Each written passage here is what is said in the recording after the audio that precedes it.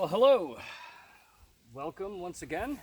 Today, I am here to demonstrate this stove right here. So this is a Coleman. Actually, I think this one is made by Preway. Yeah. Okay. So this one was made by Prentice Wafers, but is the 1942, the M-1942-MOD stove that was used by the 10th Mountain Division, and I can't remember if it was just exclusively them, or if there were anybody, if there was anybody else that was using this stove back in World War II. It is made of stainless steel.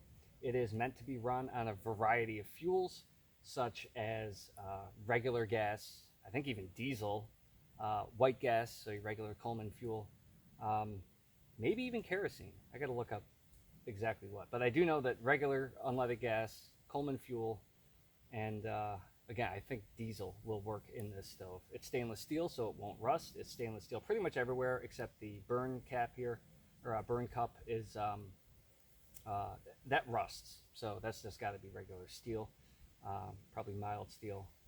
But these pot holders, the tank, it's either going to be stainless steel or brass, such as the fuel filler cap slash pump. Yeah, it's a fantastic little stove. Burns hot as hell. Comes in, or is supposed to come in rather, basically a pot, two pots that nest within one another. And it is meant to hold two different kinds of stoves, two different heights.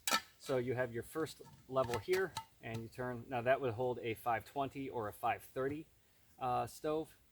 And then you can lower it all the way, and that will get you your the M1950, which I also have. I have one made by Akron, and then this one.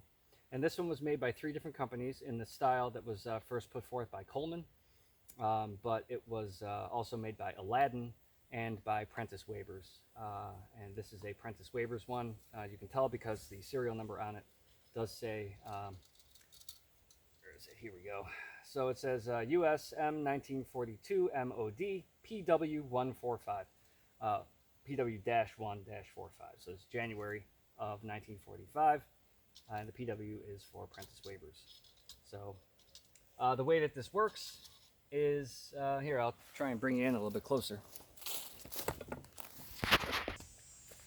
All right, so the way that this works is you have a, let me get this pad. Kneel or sit down. So you have a pump, obviously, and inside the pump is a tube, which you can actually see here. And inside that tube can you can put spare parts, such as graphite packing, new generator, which actually there is a generator, an extra generator included in this little box right here that just clips on the inside. I am missing the wrench, unfortunately. There's a square bar sticking out here, and that is to hold a wrench that you can use to loosen or tighten things as necessary. And you just pump down, and that creates pressure. I've replaced all the parts in here: pump, cup leather, all of the gaskets in that, and the graphite packing, because this thing was leaking like a sieve when I first tried to turn it on. So it's pumped up already, and what you do is you can turn the knob, and that will allow fuel to spurt out, and it'll eventually drip down to hit this little cup here. I don't know if you can see that, but there's a little, it looks like a washer maybe from your side, but it is dished, and fuel will collect in there, and then you light that fuel, that heats the generator up, which begins to vaporize the fuel that's inside, and that will allow the stove to run.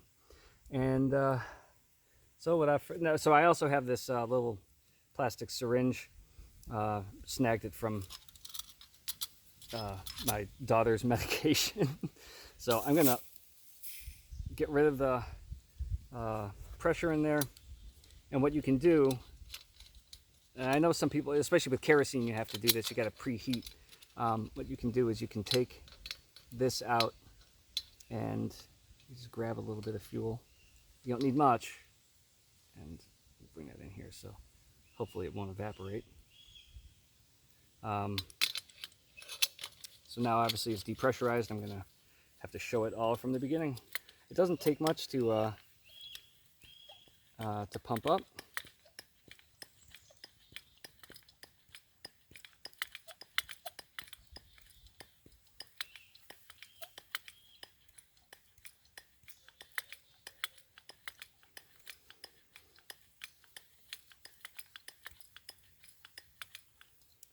Oop, drop the funnel. So now what I'll do is I'll take this and I will just squirt a little bit in there. Again, you don't need much.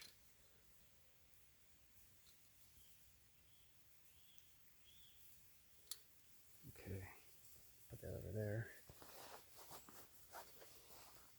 And let's give it a light.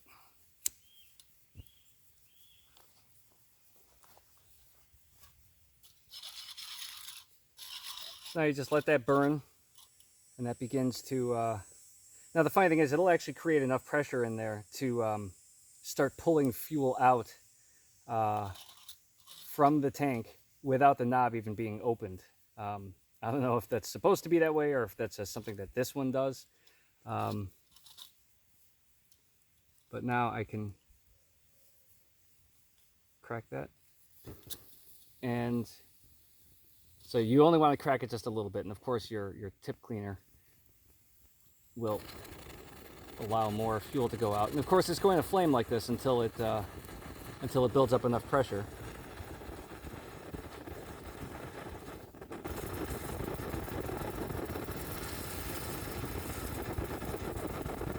Just kind of got to fiddle with it.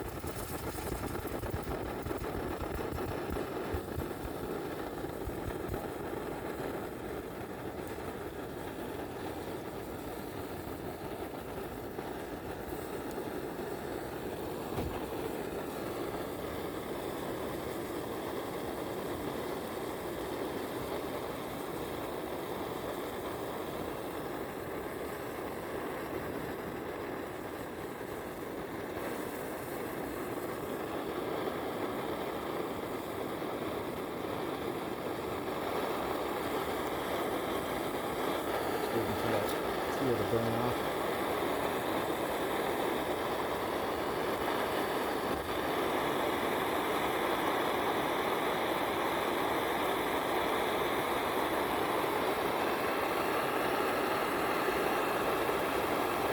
There we go.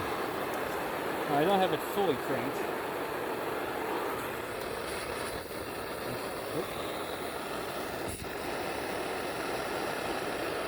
This is going to be the first thing I've ever heated up on here. I'm making some oatmeal for breakfast because I am starving. Collected a lot of firewood. It's actually afternoon. I haven't even had breakfast yet. So, I'll make some yummy oatmeal. There we go. Raisins and spice. Look at that. Sounds good.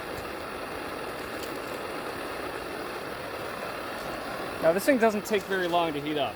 This thing gets hot. So basically just crank that. I got the clean lever all the way up, and I got the knob cranked.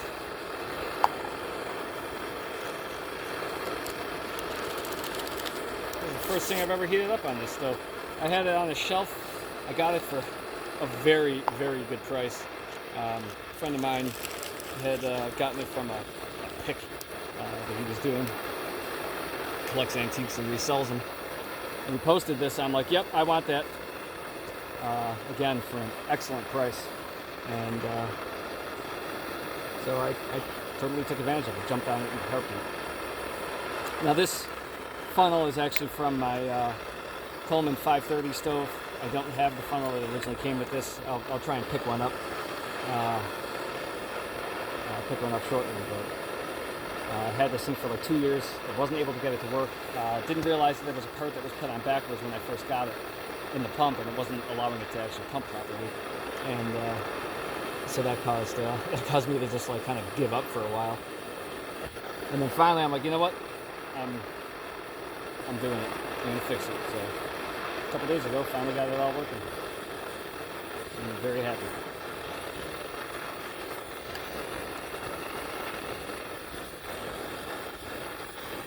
And we're already bubbling.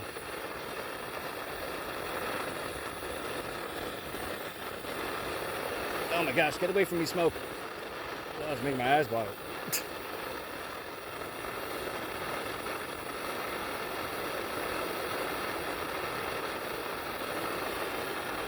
Almost there. Sorry to keep you guys around while this water boils. Not the most entertaining thing.